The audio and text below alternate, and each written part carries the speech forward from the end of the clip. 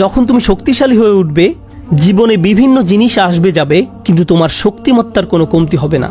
যে জিনিসের পেছনে তুমি ছুটছো তা ভেঙে পড়ার কারণে তখন তুমি আর ভেঙে পড়বে না, কারণ তুমি দুনিয়ার এসব তুচ্ছ জিনিসের চেয়েও অনেক অনেক উচ্চ একজনের সন্তুষ্টির অন্বেষণ করছো। আমি বলছি না যে আপনি এই দুনিয়ার কোনো কিছু চাইতে পারবেন না, কিন্তু আয়াতটি আমাদেরকে একটি ব্যাপারে শিক্ষা দিচ্ছে।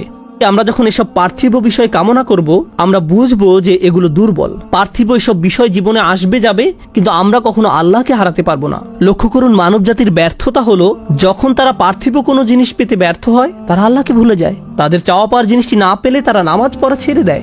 তারা যা চায় তা যদি না পায়, তারা এভাবে বলে, এভাবে দোয়া করার অর্থ কি? তারা যখন তাদের আকাঙ্ক্ষার বস্তুটি পায় না, তখন দুঃখ হতাশা একেবারে ভেঙে পড়ে এবং বলে, আমি তো আল্লাহর সাথে কথা বলার শক্তিও পাচ্ছি না। এমনটি ঘটার কারণ হলো সমস্যায় পড়ার পূর্বে আল্লাহর সাথে তাদের বন্ধন শক্তিশালী হয়ে ওঠেনি। যদি সে বন্ধনটি আগে থেকেই বর্তমান থাকতো, যেমন মূল যদি শক্তভাবে গাঁথা থাকে, তাহলে ঝড় এলে এদিক ওদিক দুলতে থাকে, সম্পূর্ণ ভেঙে পড়ে না, মূলের উপর দাঁড়িয়ে থাকতো।